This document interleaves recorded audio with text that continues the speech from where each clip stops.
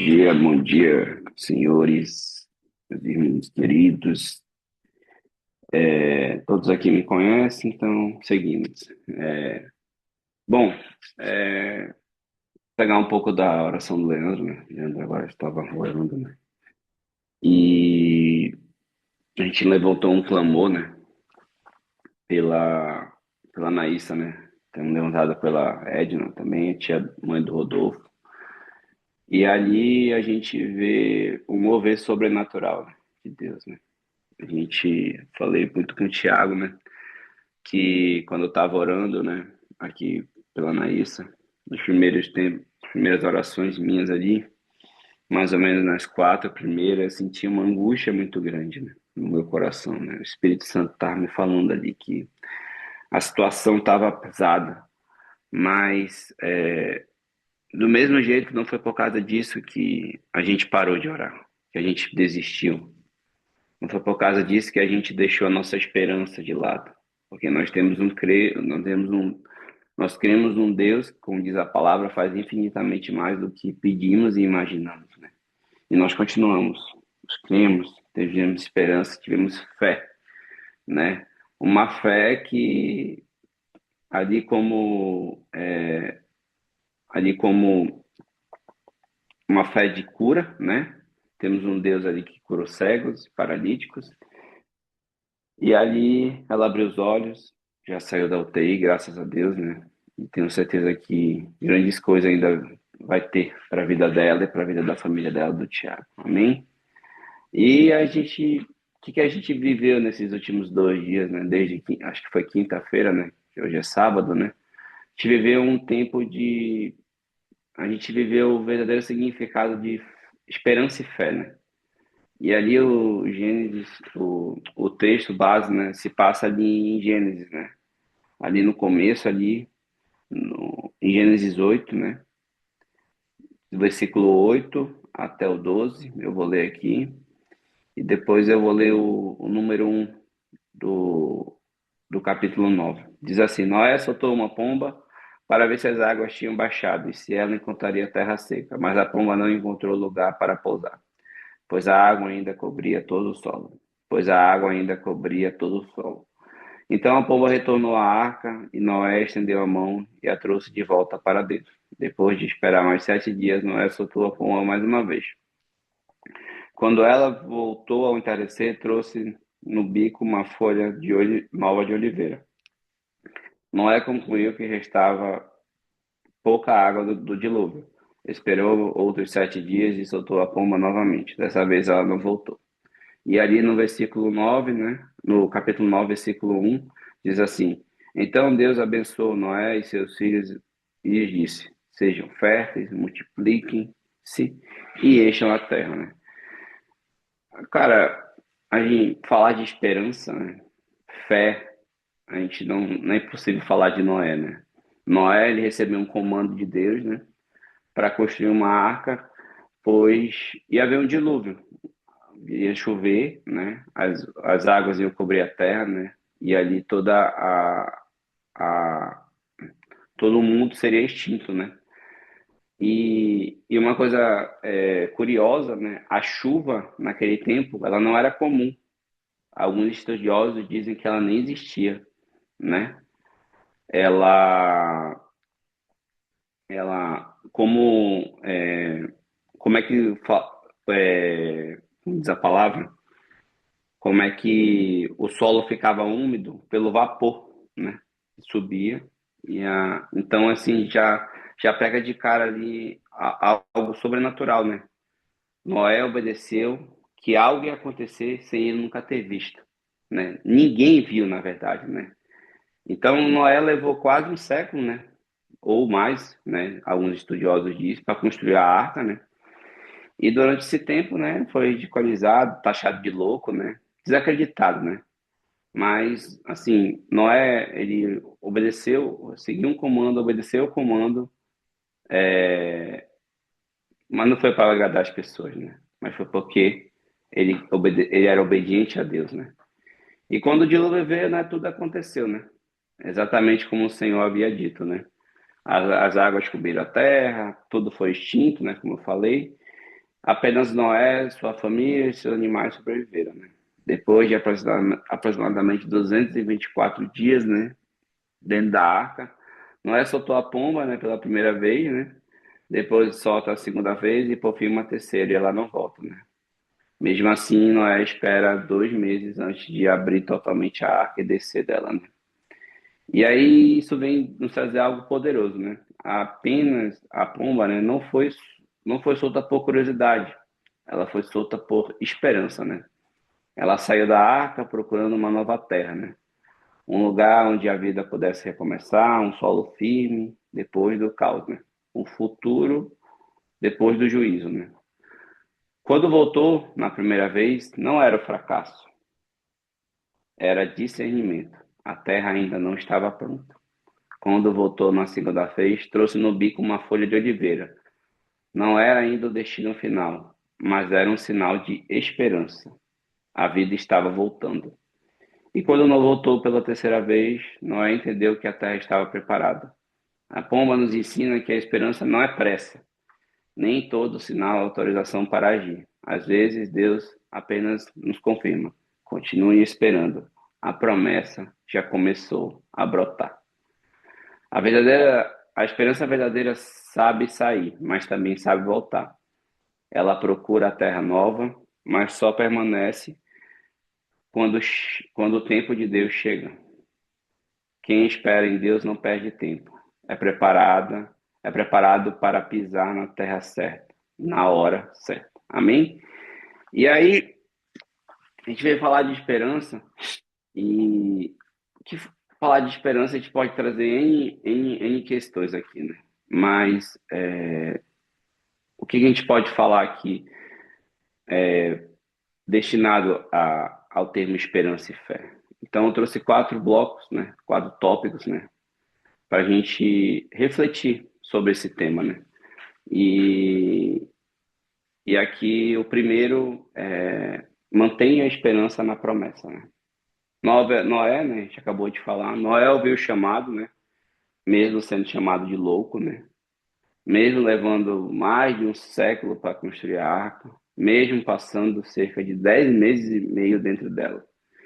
Ele manteve a fé e a esperança, confiou na promessa e confiou no caráter de Deus, né? A gente pode dizer assim que o mesmo aconteceu com José. José recebeu o sonho, né? Gosto muito da vida de José na Bíblia, né? Ele é um exemplo para a gente, né? Um exemplo de que recebeu a sua promessa ali num sonho e passou por muitas tribulações, né? José foi jogado num buraco pelos irmãos, né? Foi desprezado pelos irmãos, vendido como escravo, né? Foi para a casa de Potifar, foi assediado ali, né? Não se desviou da promessa do seu foco, foi preso, né? Logo em seguida, ajudou os presos, né? Foi esquecido, né? Depois de ajudar os presos ainda, mas ele não desistiu. Ele manteve os olhos no amado. Ele manteve o foco na promessa. E ali chegou o tempo, né? De José, né? José foi levantado, né? Ali para desvendar o sonho de Faraó, né? Deus o levanta ali. Deus fala, governa, ele vai, governa o Egito, né?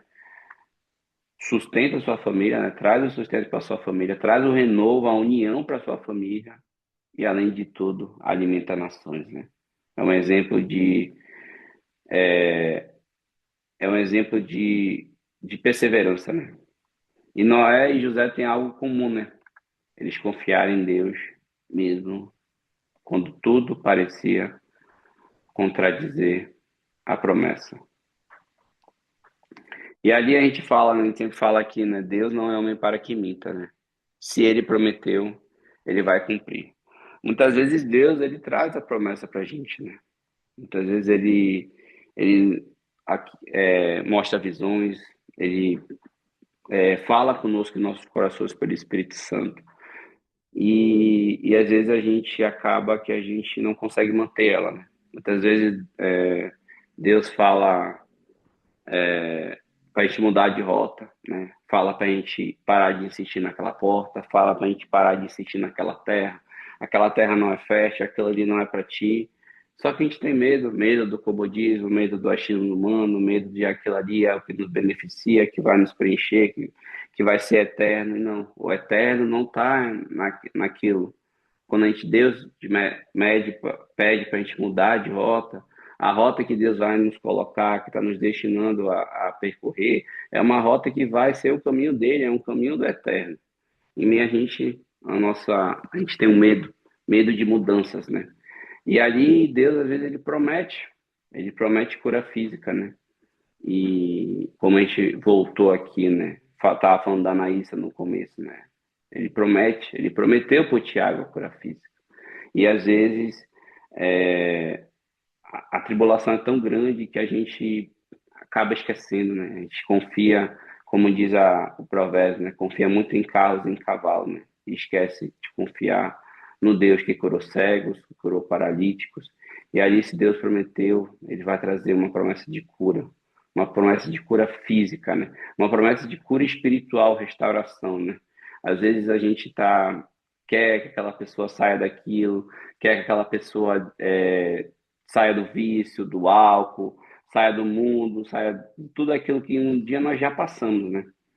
E, e, e a gente é um exemplo disso. A gente é um exemplo que perseverou, que Deus nos resgatou e nós estamos perseverando até hoje, né? Nesse caminho que leva ao eterno, né? Mas a gente desiste das pessoas. A gente vê ali, aquela pessoa não tem jeito não, né? Eu tenho um amigo meu que ele é um cara muito bom mesmo, um cara de coração, um cara que já me ajudou muitas vezes. Mas o problema dele é mulher, né? Ele já está no segundo casamento dele, né? Já se separou da segunda mulher e o problema dele é mulher. Ele não consegue, entendeu? Ele não consegue, ele coloca aquilo ali como se fosse uma válvula de escape dele, né? E aí, e eu já confesso que eu já tender já de vez em quando eu murmurei para Deus, falei, esse cara não aprende não, Deus. Aí Deus fala no meu coração, se eu te resgatei da onde tu estava, claro que o meu era outra ocasião, né? Outro, porém, se eu te resgatei, por que eu não vou poder resgatar o rapaz, né? Então, nós não podemos desistir dessas pessoas, né? Como diz aqui, nós, quando conversamos, nós devemos colocar o nome dessas pessoas no óleo, né?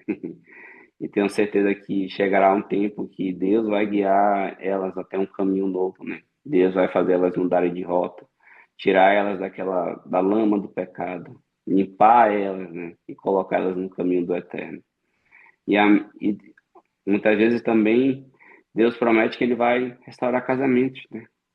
E hoje é o problema maior da sociedade, né? A sociedade não preza mais por aquele casamento antigo, até que a morte nos separe, né? Eles só vivem na questão é, eles só vivem no, numa questão de, como é que se diz a palavra? De do fogo, né? O fogo da paixão ali, ele vai esfriando um pouco, vai trazendo um pouco do viver deles, do próprio caráter humano para dentro do casamento, e eles acabam desistindo, eles acabam escolhendo se separar e vivem nesse ciclo vicioso, e muitas vezes destrói famílias, filhos ficam abandonados, filhos ficam esquecidos, filhos ficam divididos, e a gente tem que crer num Deus que restaura o casamento. E Deus diz hoje pra gente, né? Pode demorar, pode doer, pode parecer impossível, mas mantenha a esperança, porque se eu prometi, eu vou cumprir. Em nome de Jesus. E não esquecemos que o tempo é de Deus, né? Deus promete, nós cremos, mas o ser humano ele é movido pelo imediato, né? Nós queremos tudo para ontem, né? Vivemos numa geração muito avançada, acelerada, né? Tecnologia, informação, nós queremos tudo para ontem, pressa, queremos que tudo aquilo se resolve. E isso gera ansiedade, né? Muita ansiedade. A gente tá sofrendo por uma coisa que Deus falou que não, isso aqui vai mudar na tua vida. E a gente começa, só que a gente quer para ontem, a gente quer uma restauração para ontem, a gente quer uma cura para ontem, a gente já não aguenta passar por mais aquela tribulação financeira, E, e isso começa a gerar uma ansiedade. É do ser humano, né? Gerar esse tipo de coisa dentro dos nossos corações, né?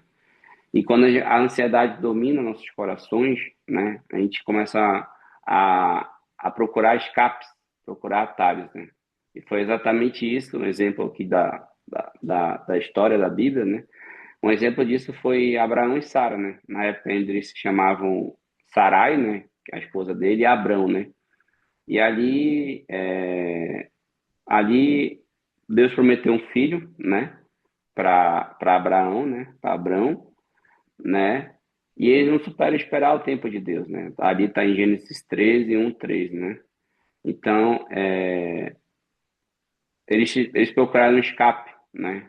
Eles queriam um descendente logo, né?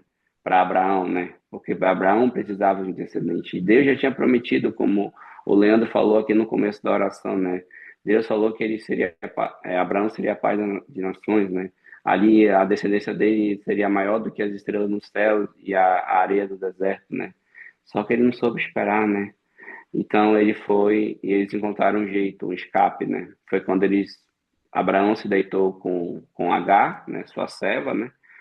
E quando a gente procura a gente foge da promessa de Deus, a gente procura algo que, no caso, é algo da carne, algo humano, algo de imediato, né? Sempre vem com consequências, né? E o resultado, né, da história de Abraão, né, e Sara, né, trouxe ciúmes para dentro da casa, dor, né, conflitos familiares e feridas, né, que até hoje atravessa gerações, né? Mas Deus é um Deus de graça, né? Aqui está a mesmo diante da falha humana, o nosso Deus ele permanece fiel, né? Deus prometeu proteger Agar no deserto, né? Deus faz Ismael prosperar, Deus cumpre sua promessa com Isaac, né? É uma coisa que eu tenho aprendido muito, a fidelidade de Deus, ela não depende da nossa perfeição, né? Nós, por muitas vezes, já tentamos procurar atalhos, né? Para aquilo que Deus já nos prometeu, né? E a gente acabou retrocedendo a promessa, acabou vindo promessa, mas com consequências, né? Então, Deus ele cede aquilo para a gente, né? Cede porque ele nos ama de todo o coração, mas ele não depende da gente, porque Deus é Deus. Deus é Se Deus fizer, ele é Deus. Se ele não fizer, ele continua sendo Deus. Deus é Deus, então ele vai fazer. Ele não depende do nosso, porque ele é único, né? E, e quando não sabemos esperar, né? O que a gente perde? A gente perde o controle, né? A gente procura um escape, perde o domínio próprio. O ser humano ele tem uma capacidade muito ruim, né? Vamos dizer isso, de querer controlar tudo, né? Ele quer controlar, trazer todo o controle para ele, quer controlar tudo. E, e a gente às vezes esquece de encontrar o controle para entregar o controle para Deus, né? A gente abre brecha para o inimigo, né? Qual foi a proposta ali da serpente para Eva, né? Quando ela falou ali para ela comer o fruto proibido, né? Ia ter controle sobre a própria vida dela, né? Ela ia ter controle sobre a própria vida dela. Ela tá falando ali para Eva, você vai ser a senhora da sua história, você e Adão vão ser a senhora da história, não vai ser mais Deus. Mas a verdade, né, é que o Senhor da nossa história é Cristo, né? Noé esperou décadas para construir a arca, né? Esperou meses dentro dela, né? Esperou até, esperou até a terra estar verdadeiramente fértil, né? Ele entregou o controle para Deus, né? Deus nos ama tanto Deus nos ama tanto que ele nos entregou o seu próprio filho por nós. A glória é dele, a promessa é dele e o tempo é dele. Então nós sabemos esperar. Sabemos esperar que a promessa, a terra fértil, está pronta para cada um de nós, né? Mesmo diante da tempestade. Que O que é a fé, né? A fé é a gente crer em algo que a gente não vê, né? Algo que não é palpável, algo que a gente está projetando para o futuro, mas a gente, se Deus falou, ele vai cumprir, né? Eu já falei isso, né? E só que no meio disso a gente vai ter tempestade, né? Teremos tribulações, né? Teremos distrações, né? Que vão tirar o alvo, né? O que aconteceu ali quando Pedro, né? Estava atravessando as águas, né? Quando que aconteceu, né? Ele tirou, né, os olhos de Cristo, né? Ele tirou os olhos do alvo dele, que era Cristo, né? Pedro já estava andando no milagre, né? Você vê, Pedro estava andando sobre as águas, né? E, e ali ele, perdão, e ali o que que,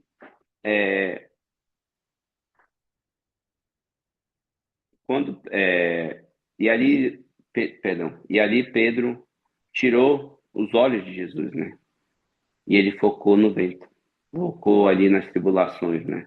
O problema ali não foi a tempestade, né? Foi Pedro perder o foco, né? E quantos de nós não estamos assim, né? Olhando para mais para o problema do que para Cristo, né? Olhando mais para o gigante, né? Do que as ferramentas que o Senhor tem nos dado nas nossas mãos para derrubar o gigante, né? Estamos afundados emocionalmente, né? E desistindo no meio do caminho, né? Mas Jesus nos lembra, né? Fé não é só começar bem, fé é permanecer até o fim. Mesmo que ela seja no tamanho de um grão de mostarda, se ela estiver firmada em Cristo, nos levará à terra prometida. E ali a gente falando de Cristo, Cristo é a resposta para o nosso futuro, né? Cristo, ele veio ali, pagou por um preço que que não era dele, né? Para nos salvar, para nós termos acesso ao Espírito Santo, né? Como eu vi uma pregação um dia desse, né? A gente entregar o controle para o Espírito Santo, né? A gente deixar o Espírito Santo nos guiar, nos dar a sabedoria, nos dar o discernimento correto e quais são as direções que nós temos que tomar, né? Sempre consultemos o Espírito Santo. E ali Deus, Jesus Cristo, né, como nosso Salvador, ele diz assim para a gente: eu sou o caminho, a verdade e a vida, né? Quando falamos de futuro, falamos de decisões, né? Caminhos e esperança, né? O mundo oferece previsões, estratégias e promessas instáveis. Cristo, porém, oferece algo maior: direção, propósito e a vida eterna. Cristo é o caminho quando não sabemos para onde ir. Ele não só apenas aponta uma rota, mas ele caminha conosco. Amém? Cristo é a verdade quando somos confundidos por vozes e opiniões. Nele encontramos clareza para escolher bem hoje e colher amanhã. Cristo é a vida, né? Quando o medo tenta paralisar nossos sonhos, com ele o futuro não é ameaça, é promessa. Nossa vida não depende de circunstâncias, né? Economia ou força humana. Depende de quem governa o nosso coração hoje. Depende de qual altar está construído nos nossos corações, né? Quando Cristo está no centro, o futuro deixa de ser certo e passa a ser conduzido. Amém, irmãos? E ali, ao final ali já estou caminhando para o final, e ali, no final, o que que o 9 ali, o capítulo 9 versículo 1 diz assim, né? Então Deus abençoou Noé e seus filhos e disse: sejam férteis, multipliquem-se e encham a terra, né? Depois de toda a espera, né? Depois de toda a tempestade, depois da arca, né? Deus fala isso para nós: sejam férteis, multipliquem e encham a terra. A promessa, irmãos, ela não terminou na arca, né? Ela começou fora dela, né? Muitas vezes a gente, como eu falei, a gente está passando por tempestade dentro de uma arca e Deus está preparando uma terra para cada um de nós, uma terra fértil, uma terra onde a gente vai se multiplicar, uma terra ali onde as sementes que nós estamos plantando ali vai se multiplicar. Tenho certeza que nós, homens aqui, já estamos vivendo nessa terra, alguns, né? ou que eu conheço a história, né? A terra estava pronta, né? Agora agora Deus havia preparado o homem. Assim é conosco, né? Tem uma terra fértil para cada um de nós. Um novo tempo, uma nova estação, uma promessa viva. Mas ela é para quem mantém a fé, não desiste na tempestade, aprende a esperar, entrega o controle a Deus. Se perseverarmos, chegaremos, assim como Noé chegou.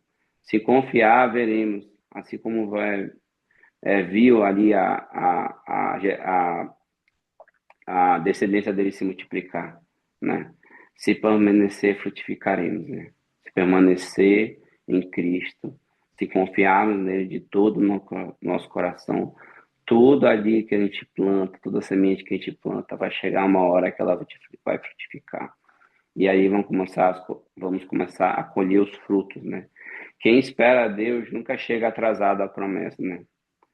E aqui, irmãos, eu vou trazer um texto que eu fiz, né? E por último, eu vou fazer uma oração, tá? E, e aí, depois da oração, tu pode cortar, tá, Leandro? Antes da oração, tu pode cortar, por favor, tá, irmão? E aqui o texto diz assim: a terra depois da tempestade. Nem sempre a promessa começa em terra firme. Às vezes ela começa em uma arca fechada, no silêncio, no balanço das águas, na espera que parece longa demais. A chuva cai, o mundo antigo fica para trás. E tudo o que resta é confiar na voz que Deus disse: entre, eu cuidarei de você. A pomba vai e volta, vai de novo, traz um sinal, e na terceira vez não retorna. Não porque abandonou Noé, mas porque encontrou terra. Há momentos em que Deus nos chama para correr, mas para esperar. Não nos chama para correr, mas para esperar. Esperar com fé, esperar com esperança, esperar sabendo que mesmo quando não vemos, a terra já está sendo preparada. A tempestade não foi o fim. A arca não foi o destino. O dilúvio não anulou a promessa. Depois da espera, Deus abre a porta. Depois do silêncio, ele libera a bênção. Depois da obediência, ele chama para fora. E então, sobre a terra ainda úmida, sobre um chão que parecia improvável, Deus declara: sejam férteis, multipliquem-se e encham a terra. Porque quem permanece em Deus não apenas sobrevive ao dilúvio, floresce depois dele. A terra fértil existe. Ela espera por aqueles que não desistiram, por aqueles que confiaram no tempo, por aqueles que permaneceram com os olhos fixos em Cristo. Se você se hoje você ainda está na arca, não perca a fé, irmão. Não abandone, não. Se ainda chove ao redor, não abandone a esperança. A porta vai se abrir, a terra vai aparecer, e o mesmo Deus que te sustentou nas águas te fará prosperar em terra firme. Espere, persevere, confie, a promessa continua de pé, e a terra depois da tempestade é mais fértil do que você imagina. Amém, irmãos?